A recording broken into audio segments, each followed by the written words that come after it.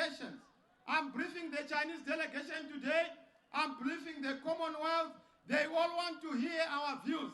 And we have told them that any result that will put Mnangagwa ahead of Chamisa is effective. Although many voters say they are hungry for change from relentless economic chaos, analysts warn the odds are heavily skewed against Chamisa, who narrowly lost to Mnangagwa in a disputed election in 2018.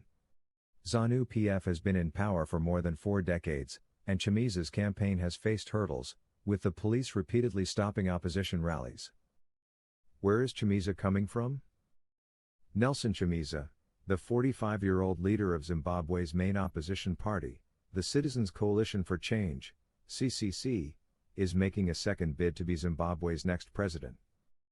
Chamisa transitioned from being a student leader who led anti-government protests over college fees to national politics in 1999, when the late Morgan Tsvangirai spearheaded the formation of the Movement for Democratic Change, MDC, to mount the most serious challenge to ZANU-PF's stranglehold on power. A lawyer and pastor by training, Chamisa became Zimbabwe's youngest ever presidential candidate in 2018 when he lost to Mnangagwa. Chamisa served as a government minister responsible for information and communication technology between 2009 and 2013, after longtime strongman Robert Mugabe agreed to share power with the opposition following a 2008 election. Chamisa is credited with reviving the opposition after a major split in the camp in 2018, following Tsvangirai's death, weakened it. After losing a bruising legal battle to a rival MDC faction, Chamisa changed the name of his camp to the Citizens Coalition for Change, CCC. The CCC immediately established itself as the main challenger to ZANU-PF after winning the most seats in parliamentary by-elections held in March 2022. Chamisa and the 2018 elections. In July 2018, Zimbabwe's president and leader of its ruling ZANU-PF party, Emmerson Mnangagwa, narrowly won his re-election bid against the Movement for Democratic Change Alliance, MDC, leader Nelson Chamisa. Mnangagwa's landmark victory, which ensured the continuation of the rule of the Zimbabwe African National Union Patriotic Front, ZANU-PF, after long-term President Robert Mugabe's ousting from power, was strongly disputed. Chamisa alleged that the vote was rigged in favor of the incumbent and launched a legal challenge to nullify it, but Zimbabwe's constitutional court struck it down, saying the opposition leader failed to prove fraud accusations. 5 years on, Mnangagwa is now at the end of an objectively disappointing first full term as president, and Chamisa is gearing up to face him at the ballot box once again. What has he promised if he wins?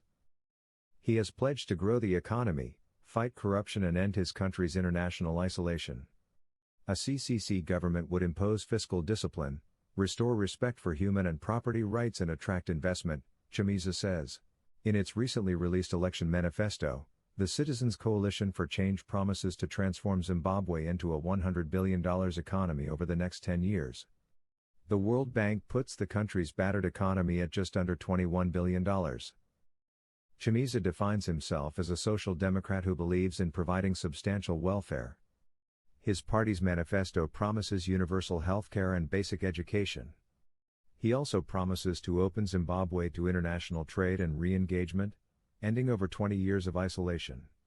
The country was suspended from the Commonwealth and excluded from debt relief programs due to ongoing human rights abuses. Likewise, Mnangagwa's promises to create new jobs and tackle unemployment remain unfulfilled. According to the most recent labor force survey by the Zimbabwe National Statistics Agency, ZimStat, published in October 2022, only 3.3 million of the 9 million working-age people in the country are employed.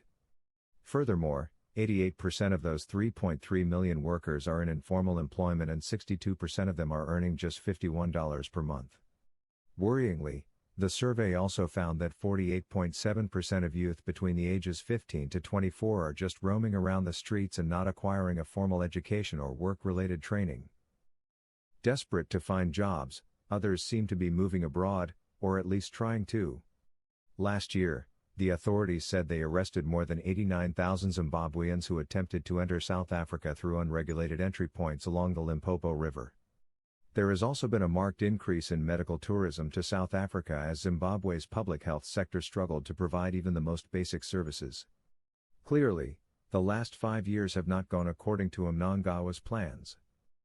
Mnangagwa's chief election agent, Justice Minister Zimbabwe, said rather than coming up with a new manifesto, the ruling party decided to stand on the record of the Second Republic and let its life-changing developmental projects speak for themselves. What do his detractors say? Critics say Chamisa has a penchant for outlandish election promises, including grand infrastructure projects, but is short on details of how he would fund them. After years of bitter internal wrangling damaged the MDC beyond repair, Chamisa has been forced to find a new opposition movement, and announce the formation of the CCC in